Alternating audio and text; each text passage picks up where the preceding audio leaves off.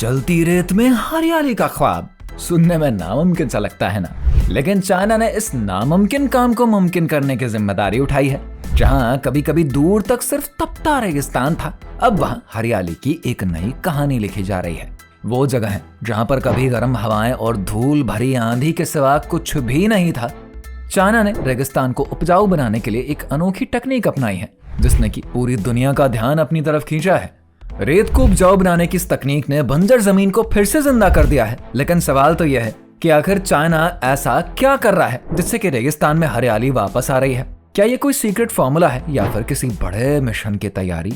इस वीडियो में हम आपको वो माइंड ब्लोइंग टेक्निक दिखाएंगे जिसने कि डेजर्ट को ओएसिस में बदल दिया। तो चलिए शुरू करते हैं। आज से 3 साल पहले चीन का रेगिस्तान करीब 1.7 मिलियन स्क्वायर किलोमीटर में फैला हुआ था, जो कि चाइना की कुल जमीन यानी कि 9.5 मिलियन स्क्वायर किलोमीटर का लगभग 5वां हिस्सा था। लेकिन साल 2015 तक आते आते ये रेगिस्तान 2.62 मिलियन स्क्वायर किलोमीटर तक फैल गया, जिससे कि चीन के लिए बंजर भूमि का खतरा और भी बढ़ गया। चीन के लिए रेगिस्तान का इतना तेजी से फैलना सिर्फ एक एनवायरमेंटल चैलेंज ही नहीं बल्कि नेशनल लेवल पर भी खतरा बनता जा रहा था। हर साल चलने वाली रेत की आंधियां उपजाऊ जमीन को बंजर बना रही थी। हवा के साथ उड़ती रेत खेतों को तबाह कर रही थी और आसपास के गांवों को अपनी चपेट में ले रही थी। क्लाइमेट चेंज की वजह से बारिश में कमी और बढ़ते तापमान ने हालत को और भी सीरियस कर दिया। रेगिस्तान का यूं तेजी से बढ़ता हुआ विस्तार सिर्फ चीन के लिए नहीं बल्कि पड़ोसी देशों के लिए भी एक खतरा बन रहा है। लेकिन चीन ने इस समस्या को हल करने के लिए एक यूनिक टेक्निक का सहारा लिया है, जिसने कि रेगिस्तान को हरियाली में बदलने का रास्ता खोल दिया। चीन ने सबसे पहले एफोरेस्टेशन को अपनाया, जिसमें कि उन्होंने रेगिस्तान को हरा भरा बनाने के लिए पौधे लगाने का फैसला किया। लेकिन उससे कुछ खास बात बनी नहीं, क्योंकि जैसे ही आंधी या तूफान आता वो सारी मेहनत अपने साथ बहा ले जाता। ऐसे ही अलग अलग एक्सपेरिमेंट्स के बाद चीन ने इस समस्या का समाधान करने के लिए सैंड फिक्सेशन टेक्नोलॉजी मतलब कि रेत को स्थिर करने की टेक्निक का इस्तेमाल किया। इस टेक्निक से साइंटिस्ट ने एक इको फ्रेंडली लिक्विड बनाया, जिसे कि रेत पर छिड़कने के बाद वो ठोस होकर मिट्टी में बदल जाती। इस मिक्सचर में स्टार्च, पौधों के फाइबर और पानी का इस्तेमाल किया जाता है, जिससे कि रेत में मिट्टी जैसी पकड़ बन जाती है और पौधों की जड़ों को सहारा मिल जाता है। ये लिक्विड रेत में नमी बनाए रखने में मदद करता है, जिससे कि वहां पर पौधे आसानी से उगने लगते हैं और सूखने का खतरा भी कम हो जाता है। चीन ने इस टेक्निक का इस्तेमाल सबसे पहले मू युकुन रेगिस्तान में किया, जो कि कभी सिर्फ जलती हुई रेत का समंदर था। वहां पर साइंटिस्ट ने लिक्विड छिड़कने के बाद घास और पेड़ पौधे उगाने का प्रोसेस शुरू किया। कुछ ही महीनों में वो बंजर इलाके हरे भरे जंगलों में बदल गए। ये एक्सपेरिमेंट सफल होने के बाद चीन ने इस तकनीक को अपने अन्य रेगिस्तानी इलाकों में भी अपनाया और धीरे धीरे हजारों स्क्वायर किलोमीटर की बंजर जमीन को उपजाऊ जमीन में बदल दिया गया। चीन की मशीन जुमांग 301 के नाम से जानी जाती है, जो कि रेगिस्तान को हरियाली में बदलने के लिए बेस्ट ऑप्शन है। सबसे पहले मशीन रेगिस्तान में लार्ज स्केल पर बांस की जाली मतलब कि सैंड फेंस बिछाती है, जो कि स्क्वायर ग्रिड पैटर्न में लगाई जाती है, जिससे कि रेत को एक जगह रोका जा सके। यह जाली रेत के बहाव को धीमा कर देती है और मिट्टी के कटाव को भी कंट्रोल करती है, जिससे कि वहां पर पौधों के लिए सुटेबल एनवायरनमेंट बनने लगता है। इसके बाद मशीन रेत पर एक खास बायोलॉजिकल सोल्यूशन का छिड़काव करते हैं। इस घोल में चिपचिपे ऑर्गेनिक एडेसिव होते हैं, जो कि रेत के कणों को आपस में जोड़कर स्थिर करते हैं ताकि वह हवा में उड़ ना जाए। ये घोल नमी बनाए रखने में भी काफी ज्यादा मददगार होती है, जिससे कि पौधों के उगने के लिए सुटेबल एनवायरनमेंट तैयार हो पाता है। इसके बाद मशीन उस इलाके में रेगिस्तानी पौधों और झाड़ियों के बीज बोती है। ये खास पौधे डिफिकल्ट सिचुएशंस में भी जीवित रह सकते हैं। उनकी जड़ें रेत को मजबूती से पकड़ के उसको स्थिर करती हैं, जिससे कि धीरे धीरे वहां पर हरियाली पूरे रेगिस्तान में फैलने लग जाती है। बीजों को अंकुरित करने और पौधों के विकास के लिए मशीन ड्रिप इरिगेशन सिस्टम का इस्तेमाल होता है।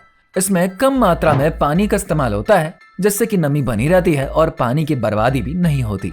इसके साथ ही मशीन बीज बोने के साथ न्यूट्रिएंट्स वाले मिक्सचर्स भी डालती है, जो कि मिट्टी को उपजाऊ बनाते हैं और पौधों को तेजी से विकसित होने में मदद करते हैं। चीन की सफलता को देखकर सऊदी अरब भी जुमांग 301 का इस्तेमाल करने का सोच रहा है। आपको हम बता दें कि चीन में रेगिस्तान को हरा भरा बनाने का ये कैंपेन एक बहुत बड़ा रेवोल्यूशन लाया है।